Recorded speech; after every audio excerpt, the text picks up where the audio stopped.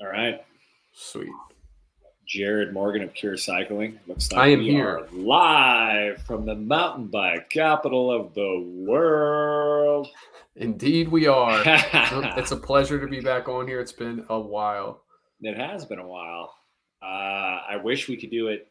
Well, I shouldn't say I wish we could do it more frequently. We could do it more frequently, but as people hopefully have seen, we've been busy. Yeah, We've been yeah. busy It's doing honestly things. been nonstop, which is great. I'm so glad I moved. So let's talk about that, dude. You've moved, and I think people have seen. hmm You've been in the mix, dude. We've been dropping some vlogs that have gotten great feedback. Yep. Yeah. Give us some insight to your experience moving here and what it's been like working together. So this has been something that's been going on or been in the works for what, 2 years? Could be. Yeah, probably about 2 years. So for it to finally come to fruition is awesome. The first time that we produced a video, that first Oz vlogs, it was kind of like, wow, this is going to be very like go go go, like the as go mode as you are. When coaching and in your videos, it's very much the same way when we're making videos. But I forgot about that, dude. You were kind of like, "Whoa, I'm not used to this," yeah, and yeah. that's I told a couple people, I was like, the day when we went out to hand cut and I was on the Levo SL, I was like kind of lagging behind a little bit, and I pull up on the bike, and you're like, is it broken? Like, yeah. What's up, bro? You're on an e-bike, man. yeah, no, I was Well, just struggling. it's funny because I didn't even think about that. It didn't factor into me because I'm just so used to it. That's how we've hmm always done it with Brock, Right. with Andy, and a lot of it's just because, dude, we don't have the time, we don't have the resources. It's I like get it. I get we it. gotta Yeah. we gotta get it done. But you acclimated, and Yeah. I Yeah. mean, I'm dude, learning and getting with it. So it's a lot of fun. we did. Which one did we do? Handcut Hollow was quick, wasn't it? I mean, relatively speaking, like we hammered Um, that one out. yeah, I mean, Filming, we were filming that day. That was like an 8 hour day. But considering how much we covered, yeah, I would say it was pretty fast because yeah, that's a pretty massive chunk of terrain. it is, dude. Big place. And there's so much more. Like that's what's so cool is we got 10 more coming out. So we have 10 Yes, some slated really to good go ones. in the works. We've done a lot of front end work. Jared was saying the other day how we have a shared note that we put all of the outline, all Yeah, the bullet points and everything, and it's just constantly he's getting pinged yeah. I get that updates like I'm every updating it. couple hours. Well, I think part of it is trying to get it dialed in on the front end Yep. so everybody understands. Like I need you to understand kind of what my vision is for what we need to capture, and I think it's just more the bullet points, the things that Sure. have to be there, and how we capture them and how it kind of comes out. I think is more up to you. Right. So Daniel. yeah, Daniel says, those. "Welcome to NWA." I just want to say thank you, Daniel. See your Oh comment yeah, there. I really appreciate that. yeah. It is definitely a great time. I feel like every time I come down there, I live a little bit outside of the city limits, probably about 25 minutes away, and I feel like every time I come down, there's something new Yeah, being built. It's crazy. yeah. It's funny. We keep saying how much more is there going to be, and there seems to be no shortage. hmm And proof of that is the GMBN crew coming Yep. out. And I'd heard about it for a long time. I knew it was coming. It just we didn't know when it was going to happen, so it was kind of quick. What's your take on that? On them coming to Bentonville, Oh, dude, Northwest I Arkansas? was blown away. So like before we even, actually caught up with them, I had seen that Neil had posted some like story posts that he was at the rail yard, and I was like, telling my wife, I was like, holy crap, GMBN's in town. I was like, I gotta find these guys, and I'm going. she's like, well, if I know you well enough, whenever you want to find an influencer, you find them, so you're gonna find them. And I was like, yeah, you're probably right, and sure enough, I Influencers did. in the wild. Yeah. Yeah, so I was blown away that they took the time to come here, but I guess it kind of made sense because they were at Sea Otter. Mm-hmm. Well, two of them were, and then they just kind of made their way over. Well, I knew it's been coming for a while, and it's part of it. I think that people need to understand there's a lot of influences here hmm that have the means to get them here.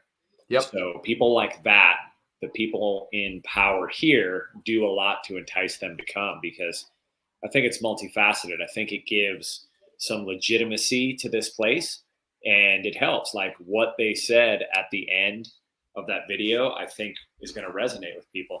I don't know who this person is, but I don't know if I believe in Jared. That is Venture Apparel. Great company. Venture Apparel. Yeah, they said Jared is the man. I don't know about that. That remains to be seen. But great job, guys. I'm going to take that one. Thank you. I like that one. How about this one? The OG MTB is moving to Bentonville in June. Watching all these great videos sold me on the mountain bike capital of the world. And I see he's got a Polygon D7 in his. Is that it? Yeah, that's what my wife rides. That's a great bike. If you're still riding that, that's a good Bentonville bike. It'll be right at home.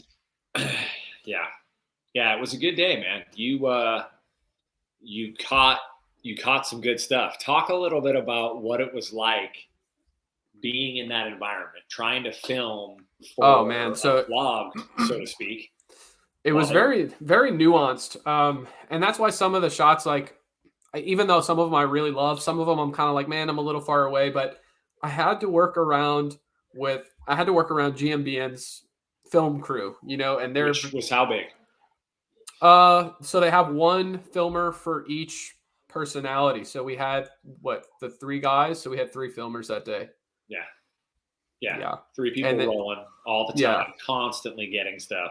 All the time. Super nice cameras, super nice equipment, super nice guys, but they're very particular about their shots, and you cannot get in the way. So, I'm just trying to maneuver around all that. But, it wasn't too bad. We kind of all just figured it out. Felt like we were all just one film crew. Yeah, it was funny. I just kind of did my thing. Kyle, dude, you see Jared's haircut. He did that himself, bro. I don't know if anybody knows that about Jared. He can make great vlogs, and he cut his own hair. Yeah, well, it just stems from the fact that I'm cheap about hair. I don't want to pay for that. When you're at a party and people say, "What hidden talents do you have?" Do you throw out, "Well, I can cut my hair"? No. That's a pretty good one. So that day was great for me because I just got caught up in it, dude. Like I was a kid riding with other kids that talked funny, but loved riding bikes. And that was my favorite part. And it was funny because I just didn't even really, I knew you guys were there, but I wasn't thinking about what shots needed to be had.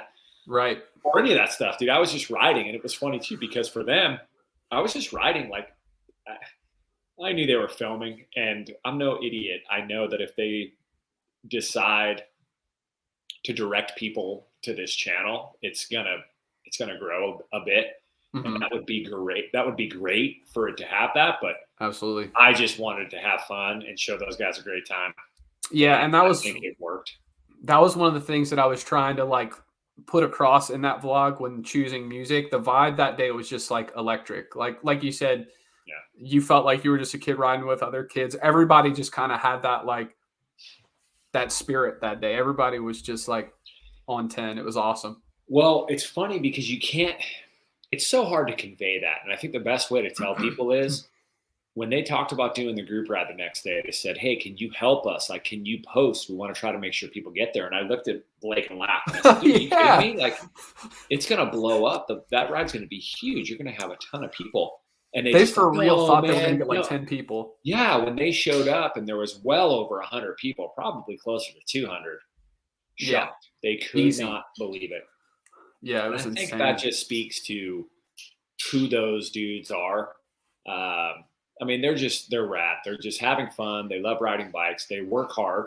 They're serious when they need to be, but at the same time, I think very humble, very friendly, and that's something that I didn't know. I'm not going to say I expected or didn't expect it. I didn't know. And part of that is I've run into some people in that kind of sphere, we'll call it, that they take themselves a little too seriously, and they have a fraction of the following that those guys do. Right. Yeah. And I know what you mean. Cause there are people in the mountain biking space that when you meet them in person, it's not the same as what you see on screen. Yeah. But I think that with the GMBN guys, it is the same, if not better. For example, I always thought Rich Payne was a cool dude, but he is freaking hilarious in person. That guy. Yeah. They're all great. It's funny. I think they all are who they come across as who they are in videos. That's really who they are. But it's just, I think it's even more amplified in person, I think, if I could describe it. But yeah, Rich was just, that dude was hilarious. Yeah. Jonathan, I gotta bring this up real quick. Jonathan says, massive thanks to you, Rich. Your videos have really helped my riding over the last year. Getting back on the bike, the steep face jump stuff was a breakthrough for me. I'm glad, because that video, I think, was a pretty important one. And when you're talking about jumps, there's a lot of different ways to skin that cat, and that was just one of them. And so I'm glad that one resonated, Jonathan. And we're going to make more. We're talking a lot about how to weave in some teaching moments into these upcoming vlogs. So everybody who's watching, you can expect that. So we're going to have Jared in front of the camera a little bit more. How do you feel about that? I feel good about it, because I think that, like, you do a great job of teaching, but you used to do some videos where you would instruct people who are more like on the intermediate beginner side of things. Yeah. And you'd watch that live progression. And those videos used to, like, get me so psyched up, because I was like, that could be me. So, like, kind of bringing that element back into these upcoming videos, I think is going to be a lot of fun. What do you think about being taught by Mason? I'm down for it. I really like Mason. He's a great dude. He is a good dude. And I haven't really, like, heard him verbally coach yet. So it'll be interesting to see how he does that. He's actually really good. He's been going on every session with me, and I've been slowly kind of backing away to get him more in the mix. And he's really good. He's just got a great personality, and he has this almost quiet confidence because he knows he can ride really well. And totally agree.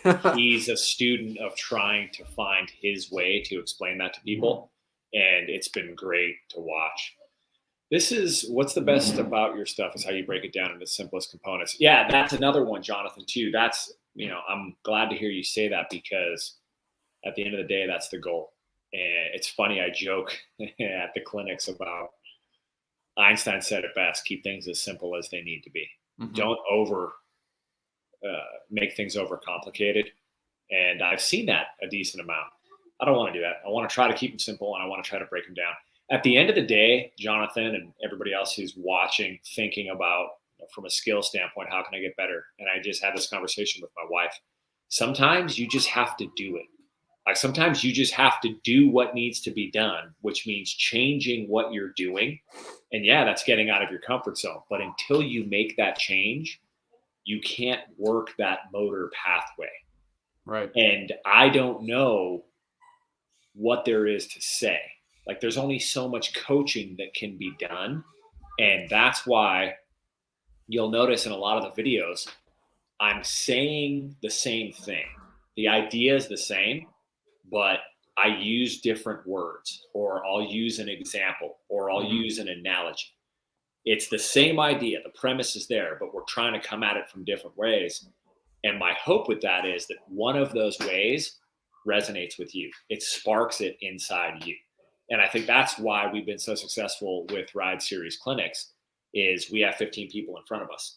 And we're coming into that day thinking we have to explain it at least 15 different ways, potentially more, but we have to be ready to do it 15 different ways. And that is something that I think is very important. It's also difficult to do that on a video, because I can't see you. If I can see you, if I can see your reaction to what I'm saying, then I can decipher, oh, did they understand or not? Or they can explain what they heard from me or what they perceived. And then I can say, yes, that's what I intended, or no, that's not at all what I was going for. Let me change this a little bit. So Jeff Larson, dude, late to the party. Dang it. It's okay, Jeff. He missed so much. I think Jeff's mad because he's bummed. He's not mad. He's bummed. I'm pretty certain he was scheduled for the Dallas Jump Clinic last week or a couple weeks back, and we had to clip that one because of just crazy winds. Yeah, so, we've been getting a lot of wind up here too. It's been odd. Wind has been crazy. Weather has been very crazy. Oh, my man Jeremy checking in. You do need to get to another TRS clinic. Jeremy is a rad dude, and we had a blast when he came out. So I think everybody at some point should get back. We've had a lot of people recently coming back around a year, 14 months out, and it's been pretty awesome because so many of them, you see they've retained so much and they've grown as riders. Right. And they have a much better understanding of the material. So then we can coach them almost on a different wavelength than we initially did. And dude, that's sick. It's so cool. It's so exciting. And I've been trying to explain that to people recently by saying what you get now and what your technique looks like now is not what it's going to look like down the road. Right. You're going to keep improving. You're going to gain a better understanding of what we're talking about, and things will make more sense. Yeah, and as a quick testimonial, I mean, what was it, in October, me and you got to link up on trail a little bit, and you got to critique my jumping, and you did break it down to those simple components like he was just saying. You were like, it's one of two things. You need to stay open longer or go faster. And it took a while, but I'm finally clearing the jumps that I was struggling with. And yeah, it just develops. I just needed to hear that. Like you broke it down real simple. I had to digest it and just try again. And then it finally clicked. That's everybody for the most part, in the grand scheme of things.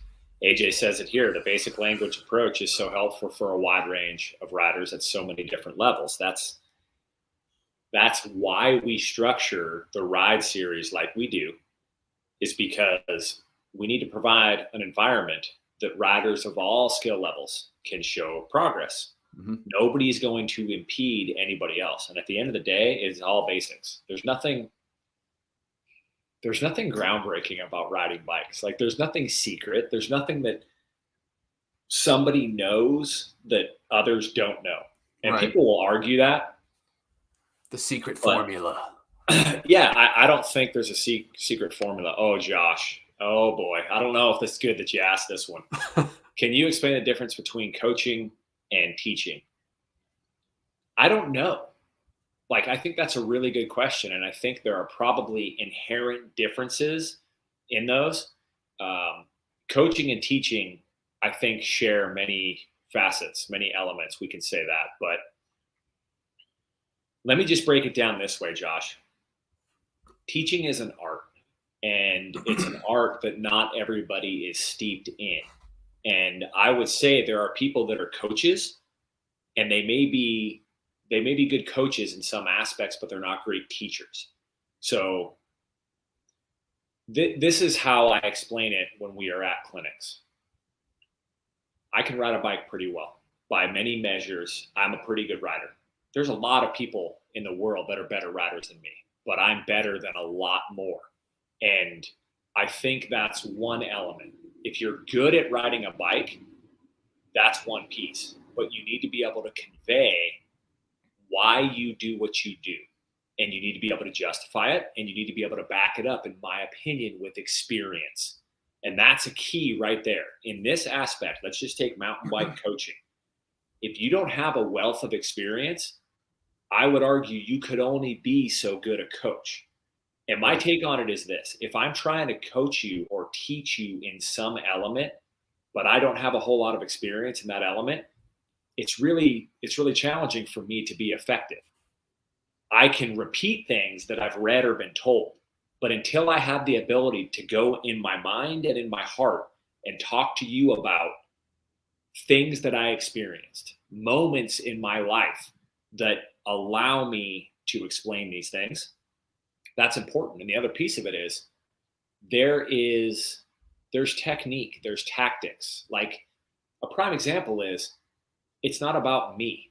So what some people I think don't understand is when you're in front of a group of people and you're trying to teach them something, you need to do everything in your power to make sure they understand.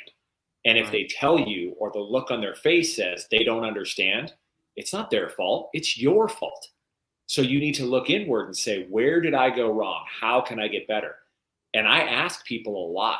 I ask them, is what I'm saying making sense? Because if it's not, tell me. It's not you, it's me. I need to find a better way of explaining it. And I think that is a challenge for some people. And I don't know exactly why. They may just lack the confidence, or they may lack the ability or the experience. Like, this is one right here. Jonathan asks, what was your path to becoming a coach? There were a few different things, Jonathan, but one of the things that I think was most important was I spent 11 years as a product trainer for the Ford Motor Company. So I would always have to go into a dealership. Yeah, I'd have to go into a dealership and I'd have to train the staff on a product or a technology. Now, if you've ever been to a Ford dealership, if you've ever been to multiple Ford dealerships, you understand it's a pretty diverse group of people. So one day I'd go into a Ford dealership that had 10 sales consultants that have been there for 20 years. They're true professionals. The next day I'd go to a store that I was at 3 months ago, and I don't recognize anybody. Yep. They're all brand new. They're all young. Some of them don't even know an engine is under the hood. So in that instance, I need to deliver the same message. I'm not going to do it the same. So I have to find ways to do that. Some of these technologies, especially in cars, explaining how the technology worked would do no justice to it sometimes. So a lot of these times I'd have to make up a story. It's totally fake. It's totally BS. But the story does a good job describing what a customer might experience, or a scenario that they might experience it in. And so being able to do those things, I think it comes with time and it comes with situational experience. So that's just, I think there's some like intrinsic nature to it though as well. Like I think that you just have like an intrinsic, I don't know, you have the skill to be able to motivate people. Like I think that is a big thing of being a coach as well. And you have that. Well, I think part of that is because I really care and I get fired up about it. Yeah, and you have like I know it because I felt it before. Like you, when you were trailside teaching me to jump, you were getting fired up. You're like, again, and like I was like, yeah. I was getting psyched up too. I was ready. Like that's coaching. Like to feel I that think psych.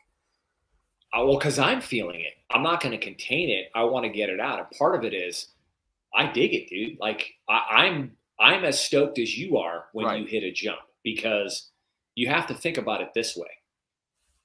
I know what it's like to hit a big jump. I know how rad that is. I know how amazing it is to ride a bike pretty well. And if I have the ability to provide you with the confidence or coax that out of you, dude, that's awesome. Like, of course I'm going to get fired up about that. Yeah. But you have to have the ways to do that. Like, you have to know. And the other thing too is, dude, you can't be afraid to put it out there. Like, you got to almost be vulnerable. And it's funny because a lot of people don't want to do that. And I love that. I love those moments. I love when people question. I love when people say, whoa, that doesn't make sense to me because of this. And the beauty in that is those moments are what help you grow as a coach. Right. And I think too many people put their defenses up in those moments. It's instantly, I don't want to be questioned. Don't question me. And I just, it's a challenge because I wish more people would embrace it. And it's hard because if you look at it from a business perspective, if you're a coach, your job is to market that you are a able coach and you could make somebody more confident, make them a better rider. Right. And, some people I think can do that with certain people and some people can't. And it's one of those things that it's just, it comes with time, How I coach now, how effective I am now is superior, far superior to how I was 2, 4, 6 years ago. And my hope is that I can just keep growing and I can impart some of that wisdom to Mason, to Caleb, and hopefully some other coaches that are coming soon. Absolutely. Yeah, you need to come to one of the next clinics. So you need to come through and you need to make your own video around that experience. I would love to. That was my plan the first time, but remember it got rained out. So we just kind of we're on the struggle bus with that. But well, we got the May one coming up, and we got the June one. But dude, that would be so good. Like, it'd be a ton of footage, but you need to wear the chest cam all the time. We'll get some other, like, we'll have Mason and Caleb get some other. Yeah, I'm all for it because my audience is like, there's a good fraction of my audience that is interested in seeing how I progress as a rider, and like they get stoked when they start seeing me clearing jumps and, you know, just getting faster and those types of things. So to be able to document like an entire day of coaching, I think that would be very valuable. Well, and what's so cool about that is for you to make a video and put it out on your channel. That's darn near 10,000 people, right? What I peeped on your numbers, dude. Where are you at? Yeah, I think I'm knocking on 8,900 right now. That's but close, yeah, dude. We'll get there. We're gonna lift you up, dude. We're gonna lift you up and nudge you over that soon. So everybody watching, you better be subscribers of Jared's channel. Yeah, that'd be awesome. It's Cure Cycling, by the way. If you are interested, come follow along. And Jeremy, how do you set up time for some wheelie Manuel lessons? We can do that. What you have to do is you have to email the boss, my wife. So info at therideseriesmtb.com, and she can get that set it up. Or just go to therideseriesmtb.com. That is our website. And look at this, Josh. Well said. Can't wait for you guys to come to Colorado. We're coming. I think we have it booked, so we will be posting those events soon. I believe the first 2 weekends of August, we're going to be in Colorado. And we've just started talking about this, Jared, but Jared may be joining us. It looks like he'll be joining us. We're going to start off in Winter Park. So directly to Winter Park, because we're going to do something really, really cool in Winter Park. And I'm excited to have you there. We're going to ride Trestle for a few days, and we're going to go to Breck. We're going to hit some stuff in Breck, and then we're going to go to oh dude, it's right there, it's not too far from Breck. Gnarly Keystone. Dude, we're going to go ride Keystone. Ooh, spicy. Yeah, I know nothing about Colorado riding, so it'll be a real treat, I'm sure. It's hard to breathe because it's way up there, but it's fun. I'll figure it out. Dude, this is a pretty apropos comment right here. Jeff says, Rich, you don't take yourself too serious, which translates to making your audience feel comfortable. What's funny, Jared and I were talking about this today. His wife said, man, I like Rich much better now that I've met him in person.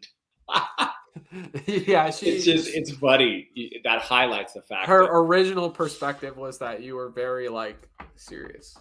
But there are times when I'm serious, and I looked back at some of the older videos, and I think I might have been a little bit too serious, but that was older. It was definitely older videos. Yeah, that was kind of my tactic back then. And now I think part of it is I've realized that's not the best way to go about it, because it doesn't make the audience feel comfortable, as Jeff says, and it turned some people off, and that's not the best way to go about it. So I've grown a little bit, I think, as a person and as a creator. Jared. Yep. I've grown as an artist. I'm with you, Jeff. I try to push him to be as like goofy as possible, because like he is funny. He is funny, and I try to get more of that on camera.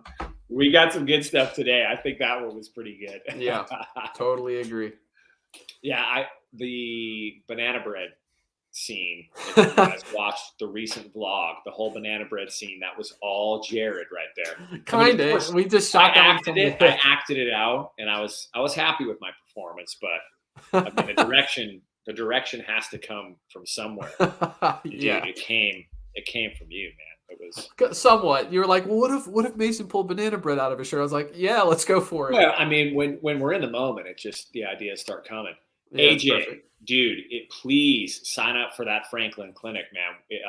We're struggling, dude. We're struggling to get the numbers in Franklin and Johnson City.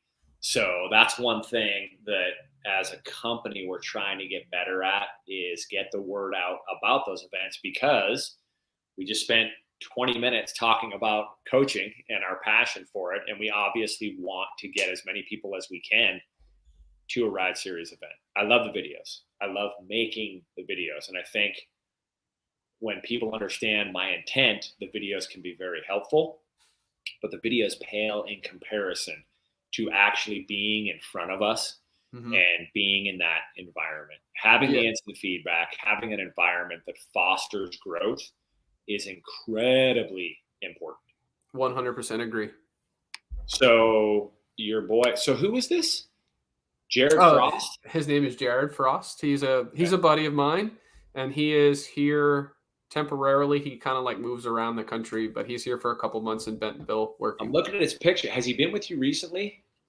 Yeah, we did ride a little bit recently. I'm not sure. He looks very familiar. I'm looking at his picture. It's funny at first glance. It looks like he has dark dreads. Yeah, I think he's got a hoodie on or something. Yeah. Yeah. So the Colorado event, I believe the first 2 weekends in August. So don't quote me completely, but I think the first weekend's going to be Denver. The second weekend is going to be Colorado Springs. And then we have not finalized this, but I will say it to the world, the 36 people watching. Woo! The third week, 34, forget it, I'm not going to say it. The third week in July, I believe we're going to be going to Salt Lake City, Utah, and doing a clinic with Fazari. Very cool. We're trying to put that together. And what we will do is partner with Fazari, and Fazari will push that out. So if you are on their mailing list, you will get a first opportunity to sign up for that clinic. And we're trying to put together, they do those, I think they call them fireside chats. I don't know if you've seen those, but they did one with Fazari does them? Yeah, they did one with James Lawrence, the Iron Cowboy, and then Chris Burkhardt. So they come in, you come in to their building, their office, their big warehouse, really beautiful cool building. space. And they do a little Q&A. And it's just kind of a cool night for people to hang out, do like a PowerPoint, watch some videos, answer questions. And very cool. I think I'm going to do that. I think I'm going to might try to get Rob out. So get him out. What we're going to try to do is get a couple of the Drew Brothers Trail Tours knocked out in Colorado a couple weeks prior, and then go do that thing in Utah. So we have something to talk about. Perfect. With all those people. Perfect. Yeah. Speaking of Fazari, we did some filming on that today, but we won't get into too much detail. But if you like Fazari bikes, we had a lot of fun today filming. Let me just turn a little bit. Oh, there they are. Hello, ladies. Look at those Sid Ultimates. His and hers. Yeah, that was fun. We had fun today. What did you hear? What did you hear after I came by the cameras? Pull me out of sight of cameras. So he would pass pretty much on any trail that we're filming on, riding said bike, and we'd hear whoa, just like complete like electric exuberance. The man's just hooping and hollering. So yeah, I was really into it. What day? I know I should know this. Memorial Day is that May? Normally, yeah, I think so. Got a calendar right here. I have a calendar. I'm trying to find. Nope, I'm in April. May. I don't know. Oh, it's the 30th, May 30th. It's a Monday. Wow. Matthew Tingle, guess what? The answer to your question is yes. We will be doing a Ride Series clinic on Memorial Day weekend. I didn't realize that was the weekend. Keep your eyes peeled. We should have it up tomorrow. So I am going to get it. Dang, Matthew Tingle. Good timing, buddy. Yeah, it's funny. It's like I planted him there. Yeah. So yeah, we're going to do it, Matt. Jeremy, I feel so honored. Just moved here 2 weeks ago from Utah. Do you want some trail advice and some contacts to ride with? Rob Brown is one of my hood riding buddies. We were neighbors. Dude, I do, Jeremy. Yeah, reach out to me, man. Send me a message and give me any intel you have. I would love it. I think I know who he is. I think one of the Jeff Jackson, Fazari ambassador. Oh, yeah, I know Jeff. Yeah, he told me to look out for Jeremy. We'll have to catch up on the trail sometime, Jeremy. That'd be sick, man. Heck yeah, dude. Yeah, so what do you say hi? No? Mama Bear's right here. She doesn't want to say hi. She's scared. She's scared. She doesn't want to say hi. Miguel, what's up, Miguel Navarro? We see Miguel a lot. I see Miguel everywhere, all over social media. Will you be making it up to Idaho and linking up with Kyle or is he coming down to Colorado? I don't know. We haven't made any plans, but I didn't share a whole lot about it. But Kyle and April came and stayed with us for a few days. I did share because I had to, because it was comical. Him having Nerf gun battles with my son. It was really cool to see. It made me really happy. We went and rode for a little bit. No cameras, just riding. And dude, talk about a kid in a candy store. He just, everything we saw, he'd hit it. You know, I didn't have time to tell him anything because he just rolled out and hit it. So I'm excited that he's on the road back. We hung out. We had a great time. Him and Speaking April of, are I had rad a shirt people. on this evening. Oh, that's cool. Yeah, they're rad people. I don't know if we're going to be able to get to Boise. We talked about it, but it's just been challenging to go to new places. That's a long way to go. And if we don't have anything built in regards to kind of a client base, it can be very challenging. And especially places like Boise where there's a lot of people coaching and doing things.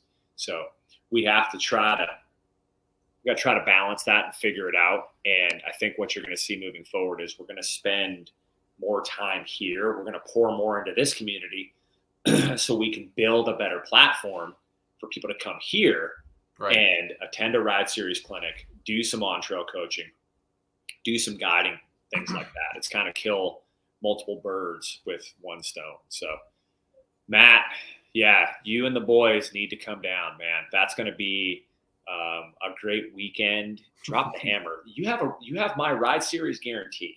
Once you are done, the hammer will be nothing. You'll drop that hammer and laugh at it. I still have to do that myself. Dude, there's our video. Boom. We got the video idea. But we got to yeah, I want to do it. Let's build some drama. Like you can look at it and be all sweaty. Like crying a little bit. You got it. Yeah. Just get your weight back and manual off it. How awesome would that be? Manual off of it, huh? Just manual off. People would love that. They would love that. Yeah. I think, man, we have all these ideas, dude. We need to start putting them together. But I know. I think your road, we could do it like, dude, Rocky Balboa style. Apollo Creed training, like your road to drop the hammer. We'll start you training up like a cool headband, and you'll train on little tiny drops. And then let's be honest. I don't need to train on tiny drops. Dude, I'm not that bad. Miguel Navarro, $5 super Hey, chat. Miguel, Miguel. Thank you for supporting. You just bought 3/4 of a FOMO at Onyx. Yeah, so and now that I'm on board, he has to buy extra FOMOs. So. Yeah, dude, that's the thing. Production costs go way up with food alone. Yes. So, Miguel, what's the latest on Rob Drew joining full time? Check this out. I'm going to take a picture of this right now, and I'm going to send that to Rob Drew. I'll give you the latest on Rob Drew joining full time. Rob Drew already has a full-time gig, and that's his collision repair business known as Drew Brothers Customs. I used to be there. We joked that he needs to take the S off, but the S stays. But he has a full-time job, and he runs that shop. So we're getting him in as much as we can. And what makes it so challenging is we can't strategize business moves around him because we don't know when, if ever, he's going to be able to join full-time. So we've tried, but it's really, really tough. So I don't know. We're going to get him in as much as we can. We have a couple of initiatives. One of them are the Drew Brothers Trail Tours with Fazari. So we're both getting new LaSalles, and you're going to see us rip some stuff on the LaSalles. Right now, the plan is Winter Park, Breckenridge. There's some rad trails in Breckenridge, Keystone, and hopefully a South Mountain video later in the year, and maybe a couple of others. So we will get him back in as much as we can. We have some other things that we're working on that Rob is going to play a role in. They're going to roll out later in the year and be more prevalent after that. It's something that people have been asking about, and I think people are going to be very excited when it comes, but he is going to play a key role in that. So you have not seen the last of Rob Drew. It's hard right now to get him on lives like this because there's a 2-hour time difference. Right. So it's I feel like I haven't seen earlier him in for a him. while. Yeah, it's way earlier for him, and it's pretty challenging. But that Arizona time zone. Yep. Yeah, getting him back it's one of our priorities just because he has this very, very small contingent of fans. It's small, but they're very loyal. They are very loyal. It's not big, but he's got some. Yeah, it's not big. It's a very small crowd. But if you follow him on social media, you'll notice he's been going hard at it. Posted a ton of content. He raced an enduro in like a storm, didn't he? Wait a minute. Let's clarify something here. He didn't just race any enduro, Jared. You don't know what that was? No. You really don't know, dude. I was just watching the story bits, man. I know he was like running enduro. TDS. He had his pivot out and stuff like that. The TDS enduro, the Dirty Sanchez enduro. Dirty Sanchez. No, never heard of it. It's at the Sanchez Ranch in Grass Valley, California. It's an invite-only event, and that was the 10th anniversary. So that's one of the most highly sought-after invites that anybody could get. It's sick, a big deal, dude. It's a huge party. I've been invited. I just haven't been able to go. So I'm going to probably angle to get the invite next year. Right. And go there and hit it. It's a big party. It's a rad group of people. Yeah, it's a fun time, but there's no classes. It's just open men. So everybody races together. The trails are gnarly, dude. How did he do? I didn't see. He did really good. I don't know what his overall placing was. I mean, there's some really fast people that go, but he rode really well. He rode much better than he did last year, and he was pretty happy on his performance, and he had fun. And the trails are gnarly. Like, for Rob to say the trails are gnarly, that's telling you something, because that dude's been all over the world racing. Yeah, and I mean, the conditions were gnarly too. It looked like it was kind of a slop fest. So it was initially like that, but he said it became amazing for especially the second day of racing. Mm-hmm. He said the trails they were pretty awesome. That's good. Yeah, that's a cool event. I think another thing that we need to try to do at some point, probably later in the year, is get you out to Phoenix so you can see some of that terrain, and we can go create some content out there, because that place will blow your mind. Yeah, you'll go there and you'll see it and just go, wait a minute, you ride a bike up this? Yeah, I'm sure, dude. Like, legit. To see Mason, just his jaw drop. You see Mason ride. Mason's good. Yeah, Mason is good. Dude, we hit some stuff, and like, we'd come up to it and he'd go, what, you ride? Like, no, dude, you can't go up that. And we go right up it, and he was just like, whoa, man, that's gnarly. Yeah. So, yeah, I haven't been that far west. I look forward to it. Yeah, Moab is another one. Trilla's Adventure said Moab. Yeah, Moab is a great place. I've been to Moab, ridden it many times. There's some cool stuff there. So is St. George. St. George is another one that we're probably... I always forget where Moab is. Is that Utah? Yeah. Okay. Yeah, it's more southern, but St. George is even further south of that. Yeah, Moab's just iconic. You know, Moab's one of those places everybody talks about, mountain bike capital of the world. What about Moab? Dude, Moab's amazing. My 6-year-old son's not riding in Moab. Hell. Is that where the whole enchilada is? Yes. Okay. Yeah, and that Flying Monkey is a good one. There's a lot of stuff out there in Virgin, in the St. George area. Yeah, there's rad trails everywhere. You know, we're talking about a couple spots around the country. You know, next year we're going to get up to the Pacific Northwest. We're trying to do it this year. Bellingham and all that. Well, I don't know if it's going to happen. We're going to try, but we make no guarantees. So, let me ask: who do you recommend for intermediate coaching? I haven't been riding bikes long. Wait, that guy. Mess. Yeah, I don't quite understand the question. Like, I'm ready. Intermediate. Yeah, that's the guy right there. So let's just take the context of this question and I'll give an answer. Part of what makes me effective, I believe, as a coach are the simple things. And one of them is leveraging your experience. So you are a product of your environment. So for example, you come from a motocross background. Guess what? I raced motocross for many, many years. Leveraging that experience to talk about the things that are similar, but the things that are different is very important. So I would argue for somebody to be effective coaching you, motocross experience would be a key component, because there are things about riding motocross that really cross over well into riding a mountain bike, but there are a couple of things that don't. For example, if you never rode BMX, you might be challenged jumping a mountain bike because it's significantly lighter than a dirt bike. And these are all things that you need to think about. So, I think the question was refined. Who do you consider ready for intermediate? I don't know. That's a really tough one. My wife and I had this conversation earlier.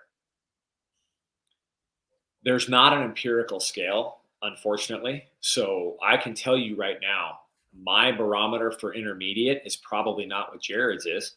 It's probably not what a lot of people's is. I think if you look at an overall perspective, a true intermediate is a pretty good rider. When I raced motocross, the riders who won the intermediate class would do pretty well in the pro class.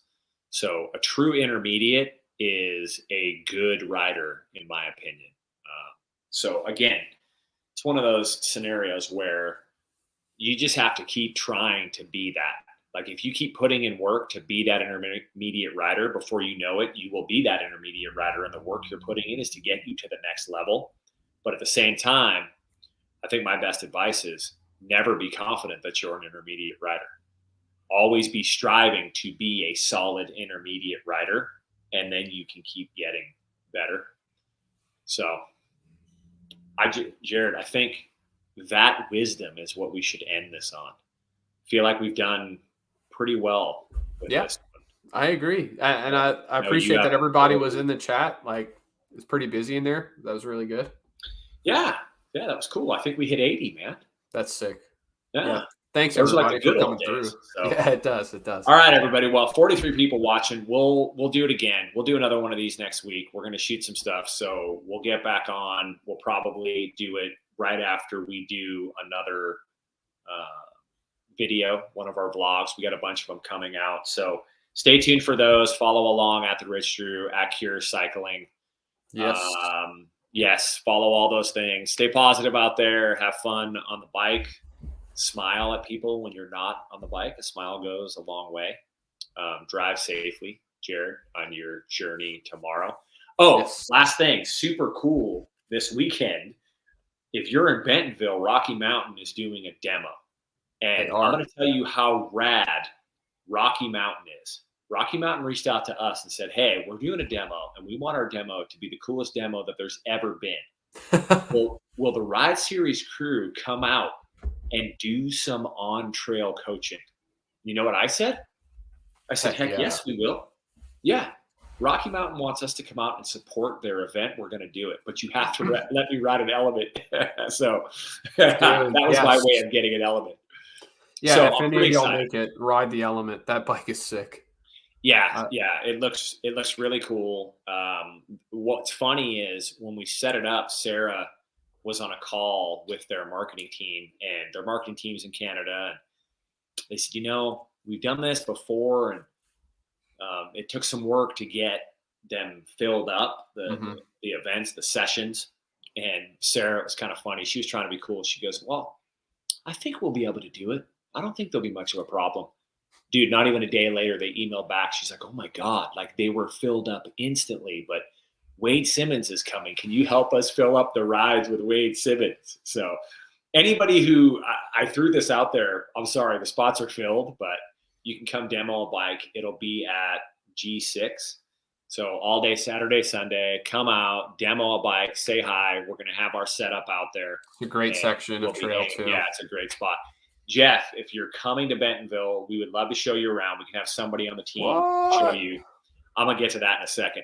Email Sarah, info@therideseriesmtb.com.